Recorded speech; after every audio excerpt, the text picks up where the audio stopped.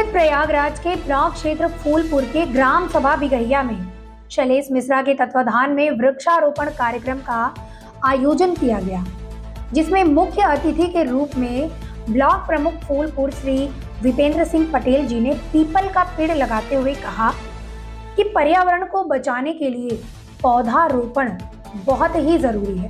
वृक्ष के बिना मानव जीवन की कल्पना नहीं की जा सकती, इसीलिए हम सबको पर्यावरण संरक्षण के लिए पेड़ अवश्य लगाना चाहिए। साथ ही प्रण लेना चाहिए कि हम कभी भी हरे पेड़ को नहीं काटेंगे, जिससे हमारा पर्यावरण सुरक्षित रहे। संगठन और सरकार के सवाल पर उन्होंने कहा कि संगठन बड़ा होता है, संगठन के इशारे पर ही सरकार कार्य करती है तथा संगठन से ही सरकार बनती है। उनका समर्थन संगठन की ओर इशारा करता है। बाबूगंज बाजार में सड़क चौड़ीकरण से नुकसान हो रहे गरीब लोगों को मकान का मुआवजा देने का वादा भी किया तथा फूलपुर उपचुनाव में अपनी मजबूत दावेदारी पेश करने के लिए उन्होंने कहा कि अगर पार्टी हमें टिकट देती है तो हम मजबूती के साथ फूलपुर उपचुनाव लड़ेंगे और जीत भी हासिल करेंगे, लेकिन ये निर्णय शीर्ष नेतृत्व ही करेगा। इस दौरान ग्राम प्रधान श्री सुरेश जायसवाल, मुकेश द्विवेदी, फूलचंद पाल, विकास मिश्रा, अनिल मौर्य आदि भारी संख्या में लोग मौजूद रहे। तहसील फूलपुर के ग्राम सभा बिगहिया में आए हुए हैं। आज यहाँ हमारे फूलपुर के ब्लॉक प्रमुख विपेंद्र सिंह पटेल जी मौजूद हैं, वृक्षारोपण कर रहे हैं। आइए हम आज इनसे मुलाकात करवाते हैं। सर, वृक्षारोपण करने से जो जीवन में लाभ होता है, रोडों के बगल जो इस समय वृक्षारोपण कटाई हो रहा है, इस पर आपका क्या कहना है? देखिए, विकास का जो एक क्रम है, उस क्रम के तहत जो कि हमारे यहाँ जिस प्रकार से हमारे देश का विकास चल रहा है, हमारे प्रदेश का विकास चल रहा है, आदरणीय मोदी जी और योगी जी के नेतृत्व में जिस प्रकार से हमारा देश का विकास और प्रदेश का विकास हो रहा है, ठीक उसी प्रकार आप सब यह जान रहे हैं कि भाई रोड का चौड़ीकरण हो रहा है, उसमें निश्चित रूप से वृक्ष का कटना स्वाभाविक है उसमें। और उसी क्रम में जिस प्रकार से वृक्ष कट रहे हैं, उसी क्रम में हमारी सरकार उसका चिंतन भी कर रहा है।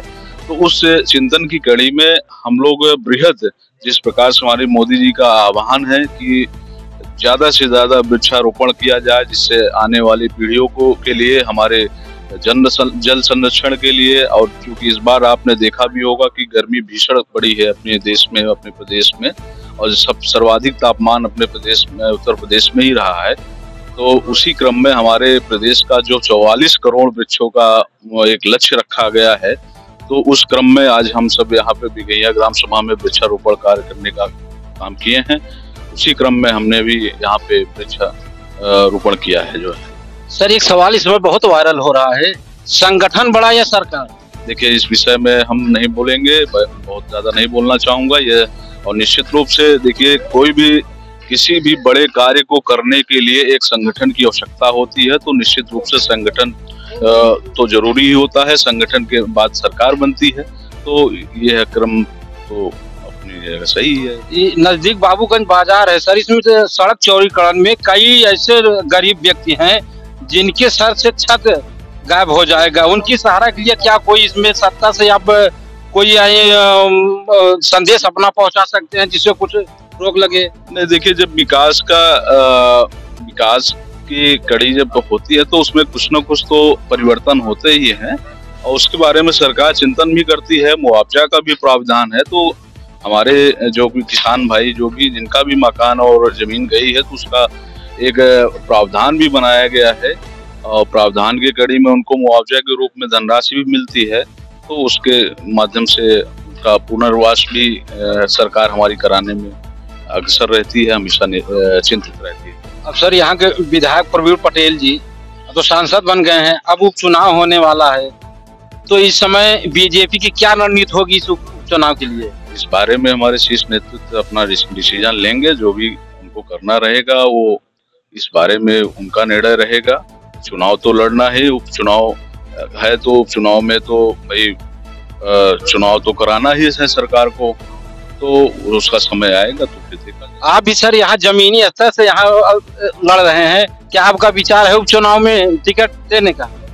निश्चित रूप से हर व्यक्ति का महत्वाकांक्षा होता है, तो मैं भी अपना प्रयास कर रहा हूँ। अगर शीर्ष नेतृत्व हमें उस काबिल समझेगा तो निश्चित रूप से विचार करेंगे। धन्यवाद।